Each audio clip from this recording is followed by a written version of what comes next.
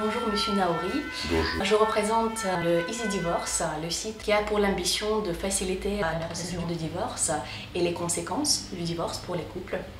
J'aimerais vous poser quelques questions. Pour commencer, est-ce que le divorce est vraiment un traumatisme pour les enfants ou ce n'est pas toujours le cas? Il est exceptionnel que ce ne soit pas le cas. C'est toujours un traumatisme, quel que soit l'âge des enfants, même quand les enfants ont 60 ans. Quel est le problème principal que les enfants rencontrent pendant le divorce de leurs parents? Ce qui est difficile pour les enfants, c'est qu'ils se trouvent comme ça, dans une sorte de conflit de loyauté. C'est-à-dire, tant que leurs parents étaient ensemble, au fond, ils leur tendaient les bras et ils leur prenaient les mains et ça marchait très bien. C'est pour donner une image. Quand les parents divorcent, c'est l'écartèlement. Et ils ne savent pas s'ils doivent aller du côté de maman ou du côté de papa. Dans un sens comme dans l'autre, ils se sentent toujours coupables de ne pas pouvoir faire ce qu'ils voudraient faire. C'est ça qui est difficile pour eux. Et ce conflit de loyauté les entraîne précisément à un état d'esprit qui est toujours difficile à supporter pour eux. Comment peut-on encourager les enfants à verbaliser leurs peurs? Si vous trouvez la recette, je veux bien la prendre. Il n'existe pas deux enfants qui se conduisent de façon similaire, et il n'existe pas deux divorces qui se ressemblent, ni deux situations qui se ressemblent. Donc à chaque fois, il faut pouvoir inventer quelque chose pour pouvoir permettre à l'enfant de dire. Mais c'est pas sûr du tout qu'il puisse le dire non plus, parce que souvent il n'en a pas les moyens, il n'a pas les mots. Il peut s'exprimer avec des dessins, il peut s'exprimer avec de la pâte à modeler, il peut s'exprimer sur ce mode-là. Mais là encore une fois, il ne faut pas croire que ce soit facile à décrypter. En parlant de ça, il y a certains psychologues qui disent qu'une des meilleures stratégies pour établir la communication avec l'enfant pendant le divorce, c'est de le demander d'écrire une histoire. Oui, de décrire ou de raconter une histoire. Mais là encore une fois, ça dépend toujours de l'état de l'enfant, de son âge, de la façon dont il vit la chose. Et ça n'est pas aussi simple que ça. On peut prendre ça comme une sorte de conseil, mais on doit savoir que ça ne marchera pas à tous les coups. Et qu'est-ce que vous en pensez par rapport aux technologies, en sachant que nous vivons dans un monde qui est connecté 24 sur 24, 7 jours sur 7.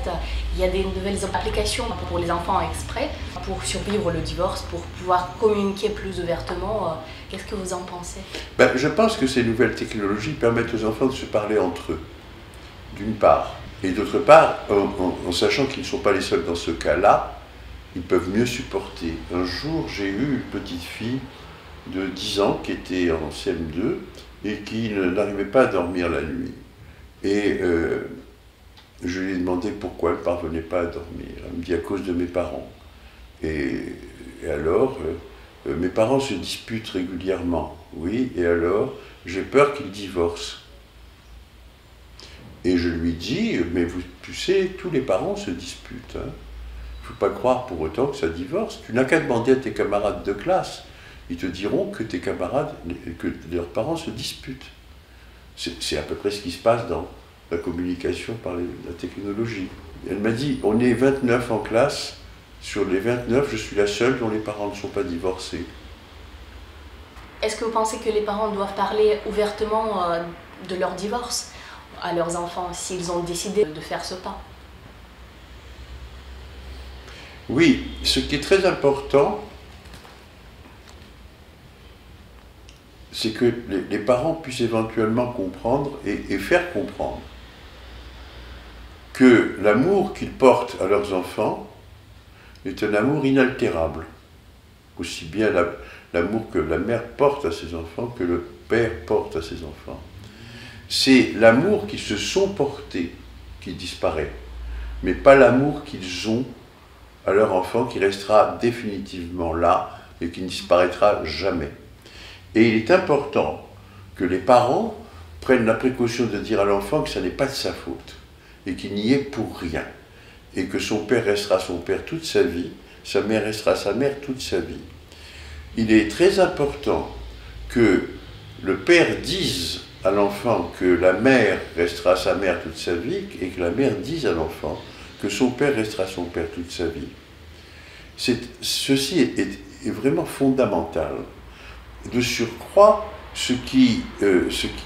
une autre précaution qui est à prendre, c'est précisément de faire en sorte, et ça c'est la chose la plus difficile qui soit dans un processus de divorce, et surtout par la suite, que jamais, jamais un parent ne dise du mal de l'autre parent à l'enfant. C'est-à-dire qu'il est fondamental de respecter toujours la dignité de l'autre parent, fût-il éventuellement notre propre ennemi, et même si nous le détestons.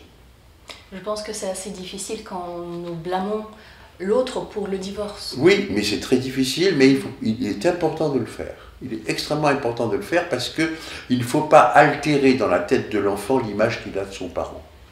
De quelle manière peut-on construire le dialogue avec l'enfant pendant et après, surtout aussi du divorce, parce qu'il y a aussi les conséquences du divorce, vu que la famille se sépare. On doit, je pense, surtout pas dire que c'est l'enfant qui est coupable du divorce. Parce que j'ai vu les cas où les parents ont dit ça à leurs enfants et c'était... Non, c'est une catastrophe. Ça, il est fondamental de déculpabiliser l'enfant qui déjà naturellement est coupable, se sent coupable. Vous savez, c'est très difficile. C'est extrêmement difficile parce qu'aujourd'hui, justement, et votre site en témoigne, vous dites vous-même que c'est pour faciliter le divorce. Pourquoi est-ce qu'on devrait faciliter les divorces ? C'est pas sûr du tout que ce soit une bonne chose. Pour une raison simple. C'est que aujourd'hui on croit que vivre à deux c'est comme vivre seul. Et à partir du moment où on a ce type de pensée, peut-être qu'il vaut mieux ne pas se mettre en ménage et ne pas faire d'enfant. D'accord ? Vivre à deux, c'est une lutte de chaque instant. Pour une raison simple, c'est qu'il me faut prendre conscience de la place et de l'importance de l'autre. Je ne suis pas seul. Mais si je décide qu'il n'y a que moi qui suis là et qui importe, à ce moment-là, il vaut mieux que je n'aille pas avec qui que ce soit. Or, aujourd'hui, les gens partent dans une aventure de vie à deux, et étant persuadé que cette vie à deux ressemble à la vie à un, on aboutit immédiatement à des conflits. Les conflits à l'intérieur d'un ménage, ça a toujours existé. On ne peut pas ne pas y avoir de conflit. Pourquoi ? Parce que chacun dit à l'autre, quitte tes déterminants, viens dans les miens. Mais c'est ça qui fait que l'aventure de couple est une aventure de progrès de l'humain. Pourquoi ? Parce que si précisément on tient à l'autre, on va s'arracher un tout petit peu à ses déterminants. L'autre fera la même chose. Ce seront comme deux arbres qui se déracinent l'un l'autre grâce à l'autre et qui vont se réenraciner ensemble. C'est un processus qui peut prendre la vie entière. Mais c'est le processus qui permet le progrès humain.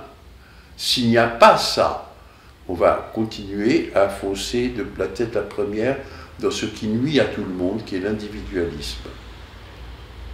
C'est extrêmement grave. Si j'ai accepté de donner cette interview, quand vous me l'avez demandé, c'est précisément pour dire que, avant de commencer à dire qu'on va divorcer, peut-être qu'il faut se dire notre couple va mal. Mais si notre couple va mal, nous devons savoir qu'il existe des thérapeutes de couple. C'est-à-dire qu'on peut aller voir des personnes avec lesquelles essayer de comprendre pourquoi ça va mal et qu'est-ce qu'on peut faire pour que ça aille moins mal. Et les thérapies de couple ne partent pas avec comme préalable la nécessité absolue de maintenir le couple, elles partent comme préalable que ces deux personnes ont à se dire des choses. Et tant qu'elles n'ont pas réussi à se dire ces choses-là, elles ne peuvent pas continuer de vivre ensemble.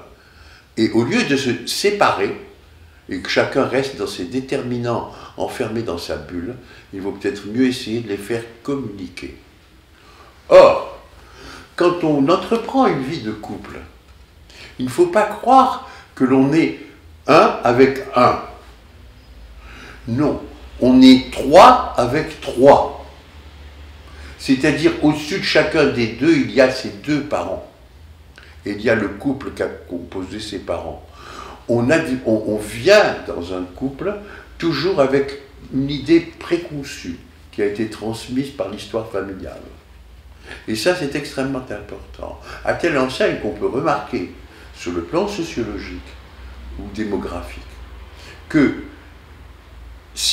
les enfants de divorcés divorcent beaucoup plus facilement ou font plus difficilement des couples. Alors, de tout cela, il est important de prendre conscience. Et ça n'est pas simplement, le divorce n'est pas une panacée. Il y a bien des couples qui ne divorcent pas parce qu'ils ont peur de faire du mal aux enfants. Et malgré qu'ils sont malheureux eux-mêmes, ils restent pour leurs enfants. Là, cette question a été étudiée d'une façon assez approfondie aux États-Unis. Et on s'est aperçu que les enfants dont les parents font tous les efforts possibles et imaginables pour ne pas divorcer vont beaucoup mieux que les enfants dont les parents ont divorcé. Et là, encore une fois, il est très important de comprendre que ces parents qui sont malheureux, comme on dit, peuvent parfaitement faire ce qu'il faut pour ne pas l'être. Chacun des deux, ou les deux ensemble, peuvent aller consulter. La plupart du temps, le malheur qui advient à l'intérieur d'un couple est toujours produit par l'histoire de chacun des deux individus du couple. Et dans ce que ces individus portent en eux d'injonction de leurs propres parents. Nous ne sommes pas indépendants dans une vie. Nous sommes des chaînons d'une histoire qui nous fait injonction de la poursuivre. De temps en temps, il est bon de se rendre compte que cette histoire était une histoire tordue et que nous pouvons nous-mêmes la corriger. Et ce que je fais personnellement, dans le travail que je fais avec les parents des enfants que je vois, puisque j'ai été pédiatre, c'est toujours d'essayer de rappeler à chacun qu'il a choisi l'autre, et que s'il l'a choisi, l'inconscient ne se trompe pas. C'est bien pour une raison. Quand il aura cerné les raisons de son choix, les choses iront infiniment mieux. Pour conclure, auriez-vous des conseils à donner aux gens qui ont finalement décidé quand même de faire ce pas vers le divorce, où il y a les enfants en jeu? Du coup, la situation est encore plus complexe. Le conseil majeur que j'ai à donner à des parents qui ont décidé de franchir le pas et que c'est fini, c'est de toujours veiller à respecter la dignité de l'autre parent quand on parle à l'enfant. C'est extrêmement important. Un enfant a besoin d'avoir le sentiment qu'il a de son parent préservé par l'autre parent. Le conflit des adultes ne doit pas rentrer dans la tête des enfants. Merci beaucoup.